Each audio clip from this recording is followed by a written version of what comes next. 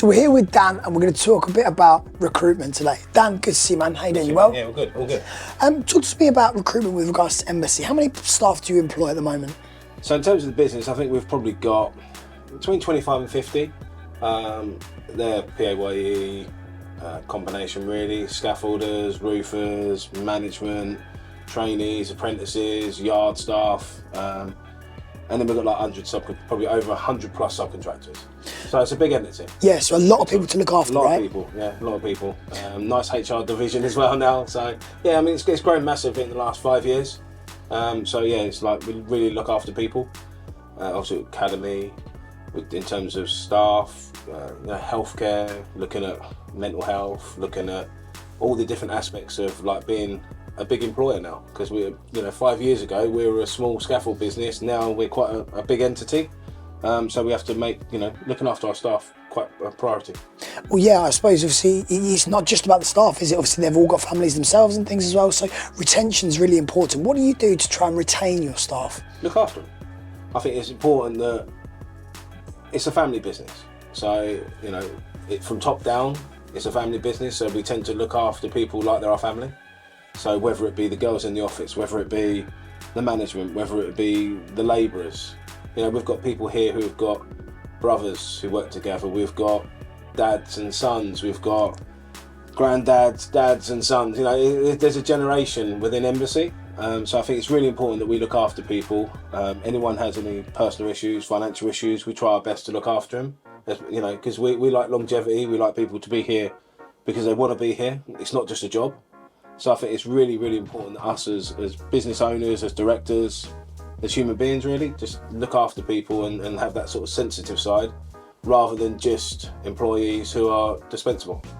With part of recruitment as well, how important is the progression that people make? Because I know that when people are looking to move into a job, they don't just want to be stagnant, right? They want to have those ability to progress. Yeah. So we like to have clear progression. So whether you're coming in as a 16-year-old as a labourer or whether you're coming in as a 45-year-old manager off the tools, we try to treat everyone the same. So if you're coming in as a labourer, the longevity is you're a labourer, you're a scaffolder, you're an advanced scaffolder, you're a proper scaffolder, you're a manager, or you're a supervisor, you're a manager, and then you're a director. That's the sort of progression, and we like to give everyone here, there is that always movement. There's no stagnant. So it's not a case of you're waiting for someone to leave or you're waiting for an opportunity. If the right person's good enough, they will get the opportunity.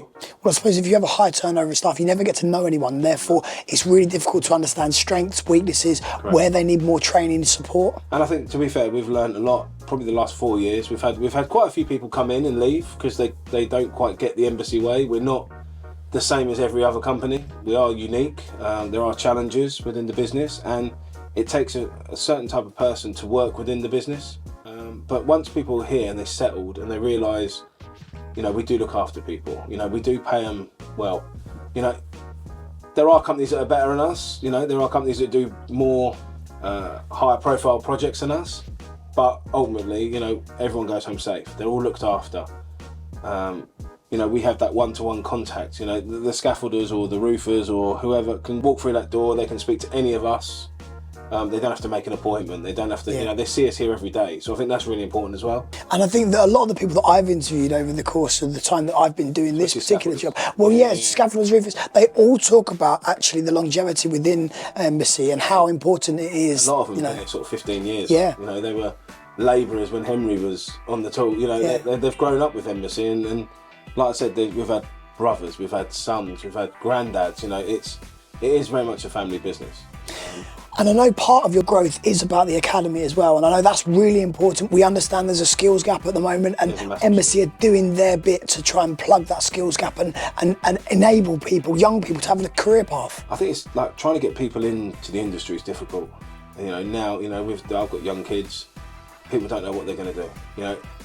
Being at school is not for everyone. Sitting behind a desk is not for everyone. Yeah. There's different skill sets, there's different type of people. So I think what we're trying to do is appeal to the people who aren't necessarily, 9 to 5 behind a desk. They like to be out, they like to be active, they like to keep their mind ticking over, or they like the physical side of things. Yeah. Because with the scaffolding side, it's very physical, gets them very fit. So I think, if we can, the academy allows us to try and get people in and it's our way of sort of giving back a little bit. So not many people are doing it, and it's hard to get youngsters to come into our industry. And so, I mean, I remember back in the day, it used to be that, you know, people would go out on the tools sort of early doors, at 15, 16, from school as part of their GCSEs even. Not so much happening nowadays. How is the academy bridging the gap between that sort of position? I think it gives us an opportunity to bring someone in, talk to them about it, experience it. If they're not got that experience elsewhere, you know, we can actually bring someone in. We've got the yard here. We can show them, you know, what scaffolding, you know, without going through the whole process of having to give up something and come into it, not like it, disappear. So I think having that academy here, and you know, the yard that we've got here, the facilities we've got here, it just allows those people to come in, have a taste of it, and if it's not for them, they haven't lost anything. We haven't lost anything. Rather than people who come in 2 or 3 weeks, they disappear. I think with us, we've got different avenues as well. So if they're not necessarily liking the scaffold side, you know, we could do roofing apprentices, or we could do apprenticeships in terms of estimating, contract supervising. You know, you don't necessarily have to be on the tools. I'm not from a tools background. Yeah. So I'm from an office. I'm an accountancy background. So, you know, you can learn the principles of what we do without actually having to, because some people don't like the physical aspect. Some people aren't a site person. So it just gives us all those different aspects, I think, within the business. When you are looking to recruit someone, what are the 3 things that you would say that you would look out for? Dedication. I think you've got to be dedicated. You've got to be committed.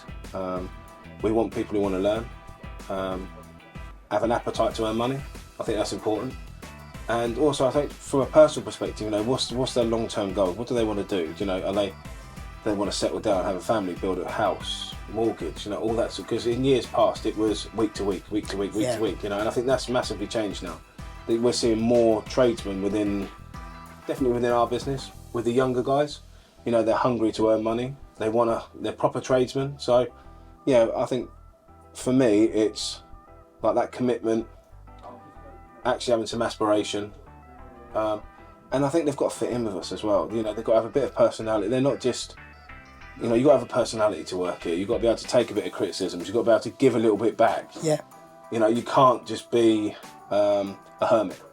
You know, because, and you know, sites years gone by, they used to absolutely murder the 4 apprentices, didn't they? And that's all gone now, but they still need to have a bit about them. They need to give back when they can, you know, and not shy away from things. So I think it's the right kind of calibre of people that we're looking for. We've spent a lot of money in the last 4 years in training.